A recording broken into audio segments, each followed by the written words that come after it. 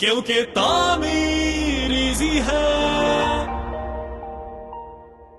अस्सलाम वालेकुम नाजरीन, मैं हूं आपके साथ सारा परवेज। नाजरीन, घर में लगी हुई लाइट्स आपके घर को ना तो सिर्फ खूबसूरत बनाती हैं बल्कि आपकी सेहत पर भी अच्छा या बुरा इम्पैक्ट डाल रही होती हैं। घर में लगी हुई लाइट्स के टाइम पर आपको ना सिर्फ टाइप्स ऑफ लाइट्स की नॉलेज होनी चाहिए बल्कि लाइट्स की प्रॉपर वायरिंग के प्रोसेस के बारे में भी इंफॉर्मेशन होनी चाहिए। नाजरीन, हर घर बनाने वाले की ये ख्वाहिश होती है कि उसके घर में लगी हुई लाइट्स ना तो सिर्फ खूबसूरत हों बल्कि पायदार भी हों। लेकिन बेतहाशा पैसा खर्च करने के बावजूद भी समटाइम्स ऐसा होता है कि एस्थेटिकली लाइट्स आप अपनी मर्जी के मुताबिक नहीं बनवा सकते। इसमें इसके प्रोसेस का ही इशू होता है। आमिर इजी के प्लेटफॉर्म पर जो हमारे साथ एक्सपर्ट मौजूद हैं, इनसे हम जानेंगे लाइटिंग का पूरा मुकम्मल प्रोसेस। इससे तो ना सिर्फ हमें कलर्स और एस्थेटिक्स की गाइडलाइंस मिलेंगी बल्कि ए टू जी मुकम्मल प्रोसेस की इंफॉर्मेशन मिलेगी। हमारे साथ स्टूडियो में मौजूद है मोहम्मद सईद इकबाल साहब। Sir, welcome to the show. Thank you. Sir, सबसे पहले तो हमें ये बताएं कि लाइटिंग के प्रोसेस के बारे में आप हमें क्या बताना चाहेंगे? देखिए, लाइटिंग के प्रोसेस के मुतल्लिक इस एक बहुत वास्ट फील्ड है। सबसे पहले तो हम बात करते हैं कि लाइट्स कितने टाइप की होती हैं, इसकी इनोवेशन कहाँ से हुई, इसकी टाइप्स क्या थी। लाइट्स की basically halogen, semiconductors, mercury, sodium, fluorescent lights वगैरह ये शामिल है।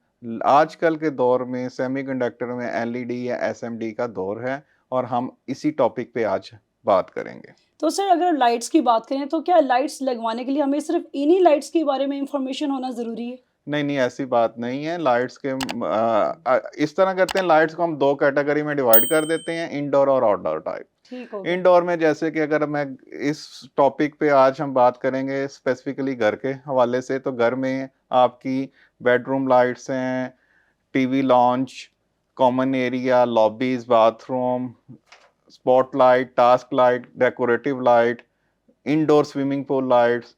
और इसी तरह अगर मैं आउटडोर कैटेगरी में लेके आता हूँ तो आपकी आउटडोर की garden light, porch light, driveway lights, gate lights, facade या elevation lights, outdoor pools light, security lights ये सिक्योरिटी शामिल हैं। लाइट्स भी। तो ठीक है। इस पे ये इसको हम 2 कैटेगरी में डिवाइड कर सकते हैं, इंडोर और आउटडोर में।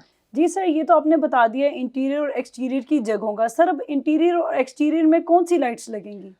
लाइट की सिलेक्शन के वक्त जो चीज़ ख़ास तौर पे मद्देनज़र रखनी चाहिए वो है लाइट की डाटा शीट, कि सही। लाइट का कलर, केल्विन टेम्परेचर क्या है, उसके बर्निंग आवर क्या है। बर्निंग आवर आपकी लाइट की लाइफ को डिफाइन करते हैं। उसके अलावा वो लाइट किस एप्लीकेशन के लिए लगाई जा रही है, उस एप्लीकेशन को देखना बहुत ज़रूरी है। इसके अलावा लाइट्स की पावर फैक्टर की रेंज क्या है, जो कि आपकी एनर्जी एफिशिएंसी को वो शो करती है। देखें, किसी भी घर के जो लाइट्स का लोड है वो एनर्जी मीटर का आपका तकरीबन 10 से 11% एनर्जी लोड सही। होता है।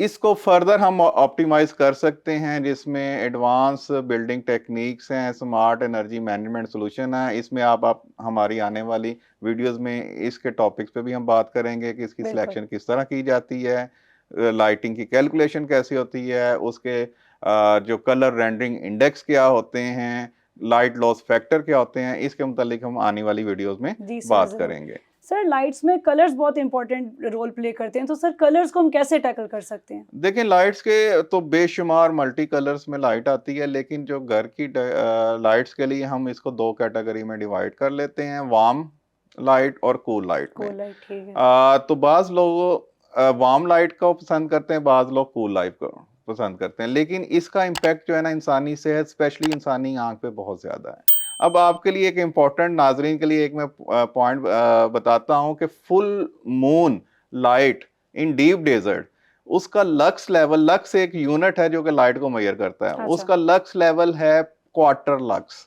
अच्छा। उस क्वार्टर लक्स में एक इंसानी आंख एक न्यूज़पेपर को रीड कर सकती है। अब सही। हम बात करते हैं कि क्वार्टर लक्स से लेके किस रेंज तक के लक्स तक इंसानी आंख के लिए फिजिबल है।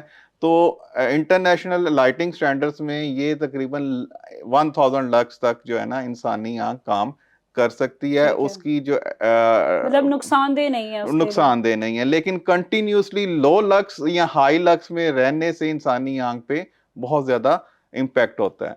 तो जितना ज़्यादा हम कूल लाइट की तरफ जाते हैं वो उतना वो इंसानी आंख के लिए नुकसानदेह है। अच्छा। कोई भी फोकस वाला काम करने के लिए हमें कूल लाइट चाहिए, ठीक लेकिन है। अगर आपने नॉर्मल रूटीन में रिलैक्स मोड में करना है तो आपको वार्म लाइट चाहिए। तो सर हम अपनी मर्जी से कूल लाइट या वार्म लाइट लगवा सकते हैं? नहीं, इसमें कॉम्बिनेशन में आई थिंक चलना चाहिए। बाज लोग तो वार्म लाइट पसंद करते हैं, बाज कूल लाइट, लेकिन इसको कॉम्बिनेशन में जो कि इंसानी आंख के लिए बेहतरीन है। सर हमें लाइट्स की फीचर्स और टाइप्स के बारे में तो पता लग गया, सर हमें ये बताएं वायरिंग करवाते हुए हमें किन बातों का ख्याल रखना चाहिए? जी, ये बहुत अच्छा सवाल है। वायरिंग करते वक्त इन चीज़ों का ख्याल रखना चाहिए कि आपकी कोऑर्डिनेशन और कंस्ट्रक्शन ड्राइंग के मुताबिक आपकी वायरिंग हो ताकि रीवर्क से बचा जा सके। चंद बातें जो आपकी फिंगर टिप्स पे होनी चाहिए वो ये है कि लाइटिंग की वायरिंग हमेशा किसी एक्सपर्ट से करवाएं। इसके अलावा वायरिंग पॉइंट हमेशा इलेक्ट्रिकल कनेक्टर के थ्रू किया जाना चाहिए ताकि लूज टर्मिनेशन की वजह से जो स्पार्क है लाइट का जलना उससे बचा जा सके। इसके अलावा पावर और लाइटिंग का सर्किट ब्रेकर हमेशा अलहदा होना चाहिए ताकि एक फॉल्ट की सूरत में आपकी लाइट्स या पावर सर्किट दोनों इंटरप्ट ना हो। जी sir, thank you so much. जी नाजरीन, उम्मीद है आपको लाइटिंग से मुतल्लिक पूरे प्रोसेस की मुकम्मल समझ आ गई होगी। इन इंस्ट्रक्शंस को फॉलो करके ना तो आप अपनी लाइटिंग को खूबसूरत और पायदार बना सकते हैं, बल्कि आप रीवर्क से भी बच सकते हैं। अगर आपको फिर भी लगता है कि किसी रहनुमाई की ज़रूरत है तो आप हमारी वेबसाइट विज़िट कर सकते हैं tameereasy.com। अपना ख्याल रखिएगा। अल्लाह हाफिज़। कंस्ट्रक्शन से रिलेटेड रहनुमाई और अपडेट्स के लिए विजिट कीजिए tameereasy.com। क्योंकि तामीर इजी है।